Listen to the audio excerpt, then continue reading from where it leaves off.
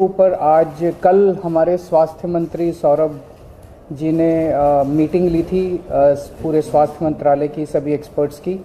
आज मैंने उसके ऊपर मीटिंग ली। पूरे देश भर का अगर हम देखें तो सेंट्रल गवर्नमेंट ने लगभग 2 हफ्ते पहले 6 स्टेट्स आइडेंटिफाई किए थे जिसमें कोरोना ज़्यादा बढ़ रहा है। वो थे गुजरात, महाराष्ट्र, केरला, कर्नाटका, तमिलनाडु और तेलंगाना। उसमें दिल्ली नहीं था। तो उन 6 स्टेट्स में कोरोना ज़्यादा बढ़ रहा है, उनको स्पेशल हिदायतें दी गई थी, भाई आप थोड़ा सा ध्यान रखिए। लेकिन हमने अपनी तरफ से, क्योंकि दिल्ली में अगर हम देखें तो 15 मार्च को लगभग 42 केस थे जो डेली केसेस आते हैं, ये बढ़ के 15 दिन के अंदर 30 मार्च को 295 केस हो गए। तो ये सडन जंप जो है, ये थोड़ा सा पहले ही हमने इसको समझने की कोशिश की है कि ये क्यों बढ़ रहा है। तो 30 मार्च को कल की डेट में 295 केस थे। एक्टिव केसेस अभी तक के हो गए हैं 932 और टोटल टेस्ट्स जो हमने कल किए थे वो थे 2363। वैसे अभी कोई चिंता की बात नहीं है, 295 केस है, लेकिन हम समय रहते जो भी स्टेप्स उठाने की ज़रूरत है वो उठा रहे हैं। अभी तक टोटल 3 डेथ्स हुई हैं, उनमें 2 डेथ्स परसों हुई थी और 1 डेथ और 4-5 दिन पहले हुई थी। ये तीनों डेथ्स वो हैं जिसमें साइड डिजीज़ कोमॉर्बिडिटी जो है वो बहुत सीवियर थी तीनों केसेस में। तो ऐसा अनुमान है कि डेथ कोमॉर्बिडिटी की वजह से हुई है और शायद कोरोना इंसिडेंटल था, पर ये कहा नहीं जा सकता। तो उन जैसे एक केस है जिसमें किडनी का ट्रांसप्लांट हुआ था, वो 2-3 महीने से हॉस्पिटल में एडमिट था और उसकी डेथ हो गई। तो ये कहना कि वो कोरोना से डेथ हो गई, ये थोड़ा शायद गलत होगा, लेकिन ये फैक्ट है कि 3 केसेस ऐसे डेथ हुई है जिनको कोरोना था। इन 3 में से 2 दिल्ली के बाहर के रहने वाले थे। अभी इस वक्त जितने भी हमारे केसेस पॉजिटिव आते हैं, 100% केसेस की हम जीनोम सीक्वेंसिंग करा रहे हैं। उसका हमारा मकसद ये है कि अगर कोई भी नया वेरिएंट अगर निकल के आए तो हमारे को पहले से पता चल जाए कि कहीं कोई चिंता का विषय तो नहीं है। तो 100% केसेस की जीनोम सीक्वेंसिंग करा रहे हैं। इस वक्त जो सबसे प्रिडोमिनेंट वेरिएंट आ रहा है वो है XBB.1.16। लगभग 48% केसेस में ये वाला वेरिएंट है और जो बाकी भी हैं उनमें भी इसी वेरिएंट के कुछ सब वेरिएंट्स हैं। इस वेरिएंट की 3 क्वालिटीज़ हैं। ये वायरल बहुत तेज़ी से हो रहा है, बहुत तेज़ी से फैल रहा है, लेकिन ये सीवियर नहीं है बिल्कुल भी। ना तो इसमें कोई तेज़ सिम्टम्स हैं और ना ही इसमें ज़्यादा हॉस्पिटलाइजेशन की ज़रूरत है और ना ही इसमें डेथ्स की ज़्यादा चिंता है। तो सीवियरिटी इसकी कम है।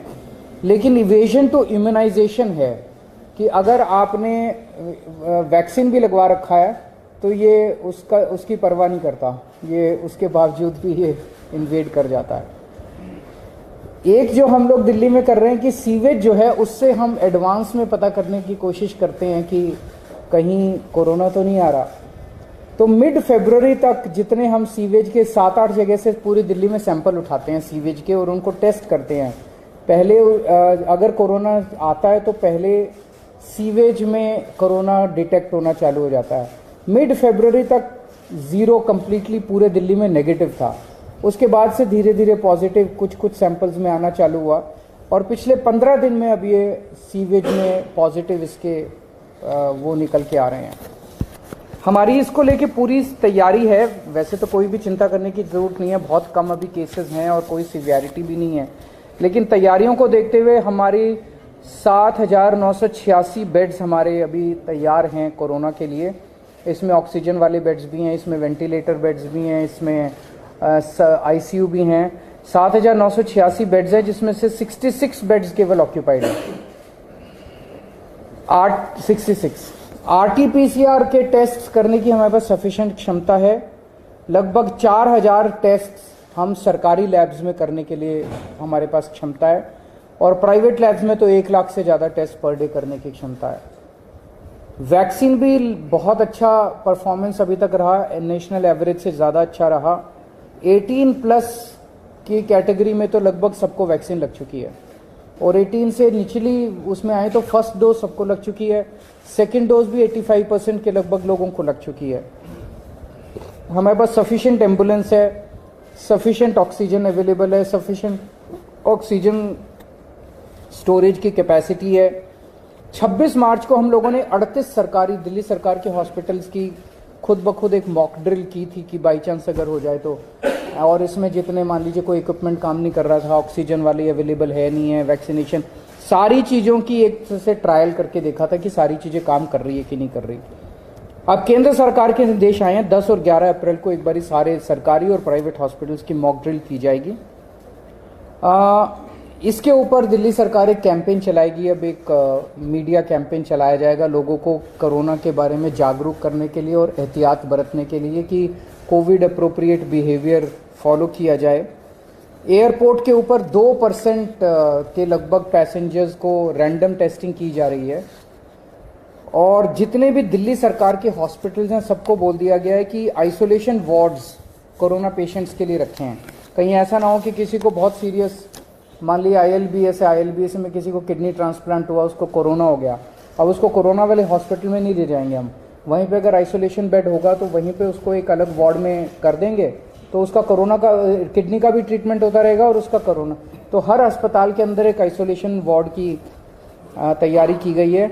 जितने सारी केसेस हैं एक्यूट रेस्पिरेटरी डिजीज वाले, उनमें जैसे ही मरीज एंटर करता है हॉस्पिटल में उसको तुरंत मास्क दे दिया जाता है, उनको 100% उनके टेस्ट किए जा रहे हैं, और जितने इन्फ्लुएंजा वाले लाइक सिम्टम्स वाले पेशेंट्स हैं उनको 5% उनके रैंडम टेस्ट किए जा रहे हैं।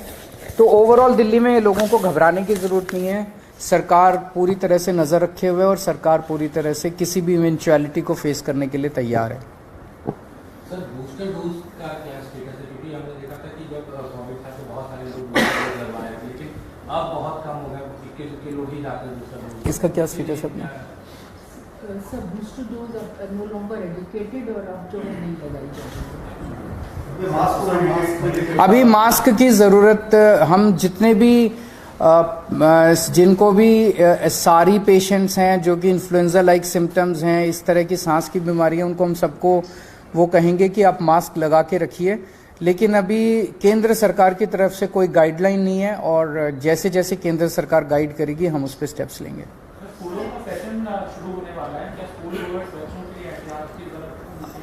अगर ऐसी कोई ज़रूरत होगी तो हम समय समय पे करते रहेंगे।